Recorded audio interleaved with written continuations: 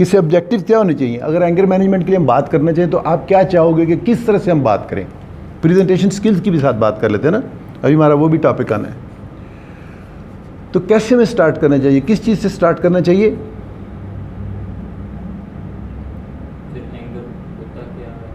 शाबाश। अगर आप इसे कोई प्रिंसिपल बोल दो तो वो ज़्यादा अच्छा होगा। जब आप कोई प्रेजेंटेशन देते हो तो how do you start your presentation after the title slide? Introduction and then शाबाश, उसके बाद बॉडी। आप सबसे पहले ऑब्जेक्टिव्स लिखते हैं। अगर आप गौर करो तो मैंने यहाँ एक जो प्रैक्टिस करवाई थी कि जब भी आपने कोई प्रोजेक्ट करना है, याद आ गया आप? इसलिए कहा था कि अगर परेशान नहीं होना, अगर नहीं भी आता तो वर्कशॉप में हम क्या करते हैं, हम चीज़ों को नए सिरे से सीख रहे होते हैं। तो कभी भी पहली मरतबा में हो सकता है कोई चीज़ ठीक ना हो पा रही तो उससे परेशान नहीं होना। हम नाराज़ नहीं होंगे, आपने परेशान नहीं होना। तो इसके सबसे पहले ऑब्जेक्टिव्स लिखते हैं। और ऑब्जेक्टिव्स मैंने क्या कहा था, कैसे लिखते हैं? They must be smart. तो आज के स्मार्ट ऑब्जेक्टिव्स हम देखते हैं। ये तो स्मार्ट नहीं था यार नीचे। We will try to understand what is anger. We will try to understand what are its effects. और तीसरा हम ये देखेंगे वो स्किल्स क्या होनी चाहिए। तो आज हम एक ख़ास स्किल जो है उसकी बात करेंगे। ठीक हो गया? What is anger? अगर आप साइंसेस में पढ़ो तो जो ह्यूमन नेचर है, it has got some basic emotions. कौन कौन सी हैं? ये 6 आपको नज़र आ रहा है सबको? ये 6 जो हैं ये बेसिक इमोशंस हैं। Happiness, sadness, fear, disgust, anger and surprise. बिल्कुल आप चेंज कर सकते हैं, आप अगर चाहो तो इधर भी आ सकते हो। आजी शाबाश आजी, बल्कि ये ज़्यादा बेहतर होगा कि आपके साथ कांटेक्ट अच्छा होगा। And today we are going to talk about this one. ठीक है जी, सेटल हो जी, शाबाश, वेरी गुड। आपका व्यू क्लियर होना चाहिए। आप बेशक थोड़ा सा परे हट जाओ, इन्हें थोड़ा सा दीजिए, टाइम दीजिए। तो हमने तय ये कर लिया कि गुस्सा जो वो तो बेसिक इमोशंस में से एक है। तो नॉर्मल हुआ ना यार, नाम ह्यूमन बीइंग के साथ ये लगा हुआ है तो बचा तो नहीं जा सकता। आगे चलते हैं। एंगर है क्या? When you have a problem, anger में be one of the emotions you feel. ये बात हम पीछे कर चुके हैं, वही इसे रिपीट कर रहे हैं। And it's a signal that there is something wrong. मतलब इसका यही हुआ ना। और ये आपको ये भी सिग्नल देता है, ये वाला जो इमोशन है, कि कुछ जो रॉन्ग है, you have to change that. लेकिन to summarize and to again to make you focused upon one fact that it is a normal feeling and everyone has it. ये सबसे पहले देख लीजिए। ठीक हो गया? जोर इस पे है। ठीक है, पहले ये था, जोर इस पे है कि anger is a normal feeling, everyone feels angry at some time. फिर प्रॉब्लम कहाँ है? फिर वही स्लाइड के ये बेसिक इमोशंस में से एक है। सबसे पहले तो इसे यहाँ याद रख लीजिए, ये याद रख लीजिए। इसलिए आपने कहा जी हाउ टू मैनेज, सबसे पहले साई ऑफ रिलीफ। सर ये नॉर्मल चीज़ है, एंगर जो है एक नॉर्मल इमोशन है, इसलिए इसमें परेशान होने की ज़रूरत नहीं है। तो फिर हमने रखा क्यों? Then what is the problem? Why do we need the management skills? कौन बताएगा? When we can not control it. Very good. और कुछ बताइए जी।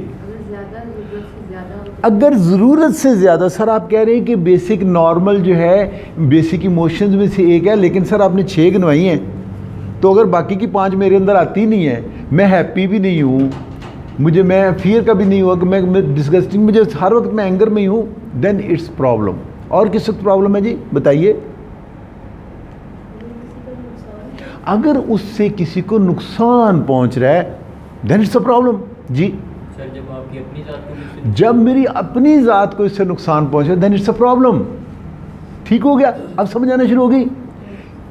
आई will try to make it most simple thing. ये मैनेजमेंट यहाँ कतई इल्मियत झाड़ने के लिए हम कर रहे हैं ये वाली एक्सरसाइज, इसलिए आप देखिएगा कि मैं इसमें आपको जो इसकी मैनेजमेंट क्या ना, do this, manage, prepare, aware, मैं उसमें लेके नहीं जाऊँगा। आज आपको आसान तरीन चीज़ बतानी है।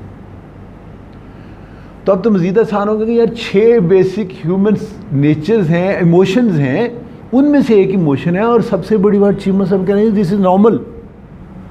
यार अगर ये नॉर्मल है तो प्रॉब्लम कहाँ है? लेकिन प्रॉब्लम आपने बता दी। जब ये मुझे खुद नुकसान पहुँचाना शुरू कर दे, जब मेरे ज़रिए किसी और को नुकसान, जब ये कंट्रोल में ना रहे, उस वक्त ये प्रॉब्लम होती है। आइए देख लेते हैं। आपकी बातों को मैंने ट्रांसलेट कर दिया। When it harms you, when it leads to aggression, ये बात समझने की है।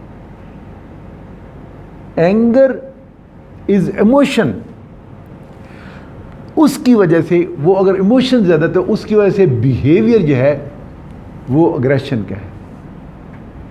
इमोशन आपके अंदर होगा, बिहेवियर झलक रहा होगा। ये चीज़ ट्राई टू अंडरस्टैंड इट।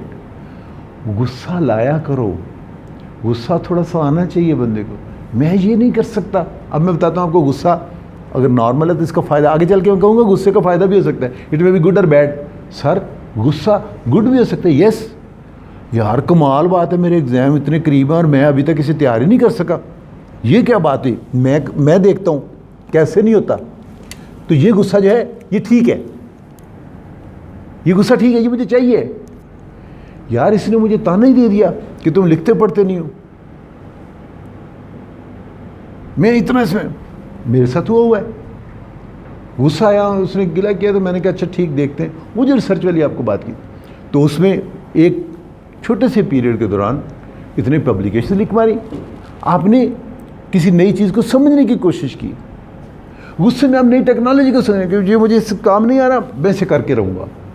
ये गुड गुस्सा है, एंगर का पॉजिटिव फैक्टर। तो अपने हमेशा एंग्री हुआ करो। अब समझ आया? एंग्री हुआ करो, नीयत ठीक रखो, नीयत ठीक रखो कि मैं इस एंगर के साथ पॉजिटिव कर ले जाऊँ।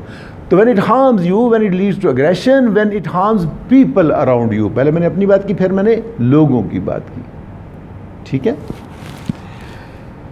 और उस हार्म में ये भी है कि डिस्ट्रप्शन ऑफ रिलेशनशिप जो अगर आ रहा है, और जब ये बार बार आना शुरू हो जाए, फ्रीक्वेंटली आना शुरू हो जाए और क्रॉनिक हो के ये क्या हो, एक्सप्लोसिव और आउट ऑफ कंट्रोल हो जाए, उस वक्त ये गुस्सा प्रॉब्लमेटिक है।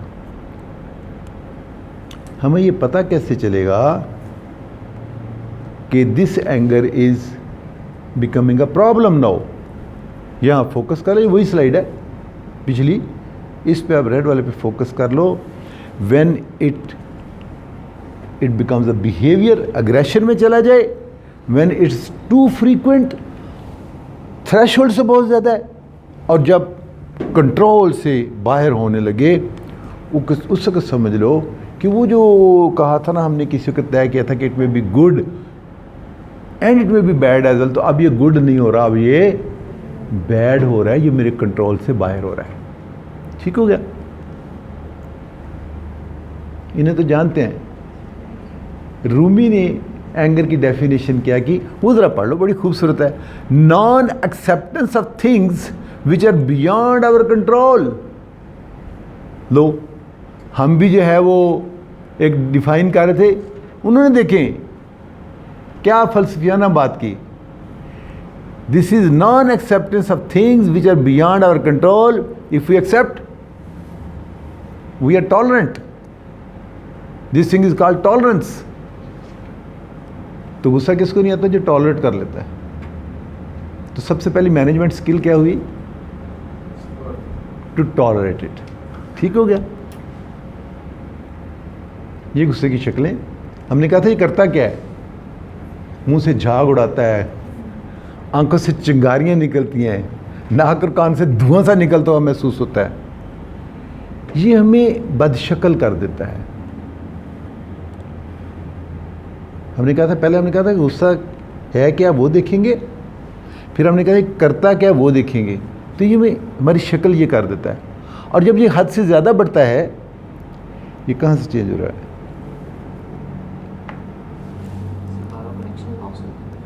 हाँ मेरे ख्याल, अच्छा उस तार का भी हो सकता है। तो ये हमें बदशक्ल बना देता है। कैसे? ये देखिए। और बदशक्ल कब बनाता है? ये देखिए, when anger leads to aggression, जब ये हमारे बिहेवियर में आना शुरू हो जाता है, फिर ये हमें बदशक्ल बनाता है। तो इसे इमोशन में रखिए, इसे बिहेवियर तक ना आने दीजिए।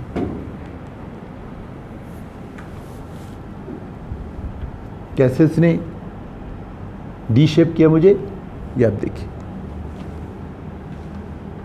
ठीक हो गया। ये मैं आपसे पहले बात कर रहा था, anger it's an emotion, aggression जो है वो बिहेवियर है। एंगर में बी गुड और बैड, अग्रेशन हमेशा हार्मफुल होगा। एंगर जो है, इसे अब मैंने अभी आपसे कहा, इसे अगर गुड है इसे डायरेक्ट कीजिए, ये आपके लिए इंस्पायरेशनल और मोटिवेशनल भी बन सकता है। अग्रेशन के साथ ऐसा नहीं है, ये अग्रेशन हमेशा मेरे से दूसरे की तरफ जाएगा, वो मोटिवेशन नहीं होगी, वो डिस्ट्रक्शन होगी। तो जब आप डिस्ट्रॉय करना शुरू करें, जब आप मोटिवेट होने की बजाय विंडिक्टिव होना शुरू हो जाए, फिर ये हार्मफुल है। एंगर जो है इट्स नॉर्मल और नेचुरल है। अग्रेशन जो है ये जब ये अनकंट्रोल्ड और नॉर्म से बढ़ जाता है, उस वक्त ये इस कैफियत में हम जाते हैं। ये बड़ी खूबसूरत स्लाइड है, इसे अगर कोई तर्जुमा कर दे, anger is only one letter short of, जी नहीं तो पढ़िए ना, मेरे साथ पढ़िए। Anger is one letter short of, क्या पढ़ा आपने? डेंजर। मेरे किसी पार्टिसिपेंट ने क्या खूब इसे पढ़ा, एंड आई एंजॉयड। उसने क्या पढ़ा होगा यहाँ पे? डंगर। तो मैनेजमेंट में याद रख लीजिए, आई अप्रिशिएटेड हिज परसेप्शन। उसने कहा सर डंगर ही तो लगता है, जब हम एंगर में होते हैं डंगर ही तो लगते हैं। तो मैंने कहा यार अगर सिर्फ यही बात हम अपने जहन में बिठा लें कि when we are in anger we do not look like human being, we look danger. आपने क्या लफ्ज़ बोला? We look. तो यही अपने आप को मैनेज करने के लिए क्या कि आई वेल आम मैं क्या हूँ? मैं अशरफुल मखलूकात हूँ। मैं क्या हूँ जिसके बारे में मेरा रब क्या कह रहा है? लक़द खलक़नल इंसान फ़ी अहसन तक़वीम। मेरा रब तो मेरे बारे में ये कह रहा है, और मैं क्या कह रहा हूँ? मैं क्या बन रहा हूँ? मैं डेंजर नहीं बनूंगा, जिसे आपने डंगर भी बोला। मैनेजमेंट का ये असूल याद रखिए कि मैं अपने आप को बदशक्ल नहीं करूंगा, तो वहाँ मैं रुक जाऊंगा, उसे कंट्रोल करने की कोशिश करूंगा। ठीक हो गया? आइए, जब से बात की थी, जब हम पढ़ाने लगते हैं तो हम एंगर मैनेजमेंट, तो हम इसे कहते हैं tip of the iceberg theory. देखो कि एंगर के नीचे पीछे इमोशंस क्या हैं, थिंकिंग स्टाइल क्या है, उसकी अनमेट इमोशनल नीड्स क्या हैं, और वो बहुत ज़्यादा होती हैं, बहुत ज़्यादा होती हैं। आज लेकिन हम इसकी बात नहीं करेंगे, ये फिर किसी जब मैनेजमेंट करवाएंगे उस वक्त उसकी बात करेंगे। हम जब एंगर मैनेजमेंट करते हैं तो हम उसमें स्टेप्स में भी डिवाइड करते हैं कि आपने इसे प्रिवेंट कैसे करना है, उसके आगे 3-4 स्टेप्स हैं। आप सबसे पहले कहते हैं इसको प्रिवेंट करना है, दूसरा आपने अपने आप को प्रिपेयर करना है इसके लिए, और उसके भी ये देखिए 4 या 5 स्टेप्स हैं। फिर आपने प्रैक्टिस कैसे करनी है, काउंटिंग डाउन है, काउंट बैकवर्ड्स है, टेक डीप ब्रेथ्स है, कुछ खूबसूरत चीज़ों का नाम लूँगा, ये करूँगा वो करूँगा। आज आपको एक नई मैनेजमेंट बताते हैं। ये सारी मैनेजरियल स्किल्स हैं, मैनेजमेंट स्किल्स हैं, लेकिन हम इससे हट के जो है, इसे कहिए ये पीछे से प्लग को ठीक करें। चलिए कोशिश करते हैं। तो ये देखिए, ये हम आज इस पे नहीं जाएंगे, मैं आपको एक आसान तरीन चीज़ बताने लगा हूँ। आइए वो देखते हैं क्या है। आसान तरीन जो चीज़ है वो ये दुआ है। इसे मेरे लिए कोई उसको फिक्स कर दे, शाबाश। सिर्फ इसे फिक्स कर, यस आगे कर दीजिए, साथ वाले को उसके आगे को।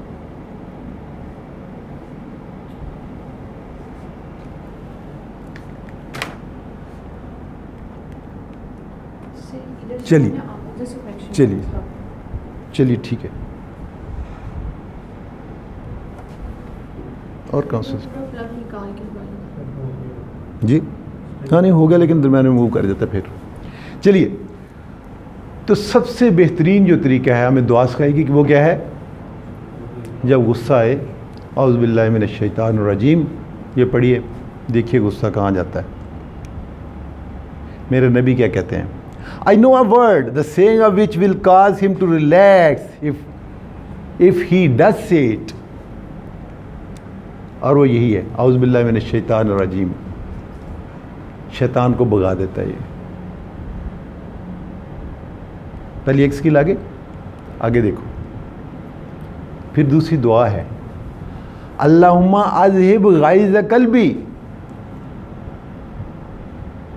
कि मेरे दिल का जो गुस्सा है उसको ख़त्म कर दे। आगे देखिए मेरे रब क्या कहते हैं, अल्लज़ीना युनफ़िक़ूना फ़िस्सर्राए वज़्ज़र्राए। देखिए जो मोहसिनीन हैं उनकी निशानियाँ बता रहे हैं। अल्लज़ीना युनफ़िक़ून, वो लोग जो खर्च करते हैं, तंगी हो या फरागी हो, दोनों में। नंबर एक, जो खर्च करते हैं। दूसरे कौन हैं?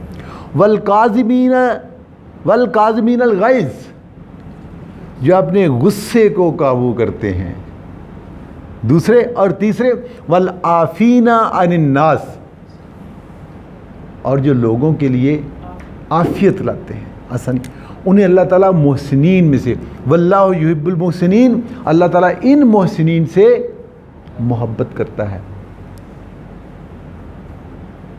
यही सोच लिया करो कि जब मैंने इसे गुस्से काबू पाया तो मैं, मेरे रब फरमा रहे हैं कि मोहसिनीन में से हो जाऊंगा।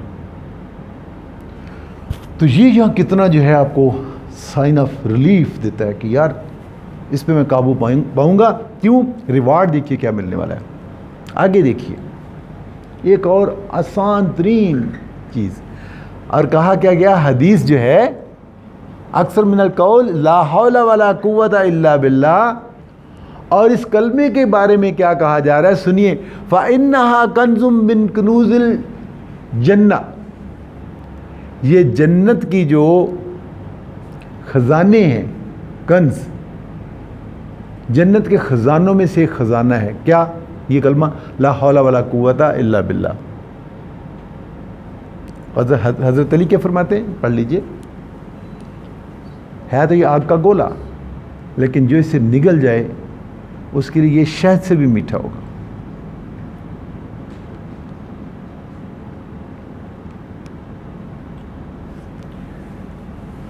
ये हैं वो सारी टेक्निक्स जो मैं आपके साथ बात करना चाहता हूँ।